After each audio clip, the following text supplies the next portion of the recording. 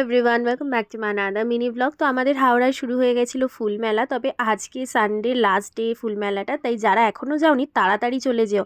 তো তিনজনে হঠাৎ করে প্ল্যান করে বেরিয়ে পড়েছিলাম সেদিন ফুল মেলা যাবো বলে। আর গিয়ে তো আমি এত ফুল আর গাছ দেখে জাস্ট পাগল হয়ে গেছিলাম। ফুল আমার ভীষণ পছন্দের হলো, তবে এখানে সব রকম গাছগুলো ভীষণ সুন্দর ছিল।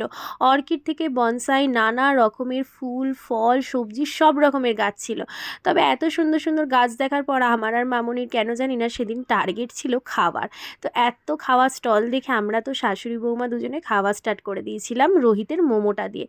বেচারা তো কিছু খায় না, তবে ওর মোমোটা দিয়ে ফার্স্ট স্টার্ট করেছিলাম। তারপরে দুজনে নিয়ে নিয়েছিলাম ডিমের ডেভিল খাওয়ার পর চলে গেছিলাম এই চটপটি স্টলটাতে, যেখান থেকে মামনি আর আমি চটপটি আর দই ফুচকা নিয়ে নিয়েছিলাম।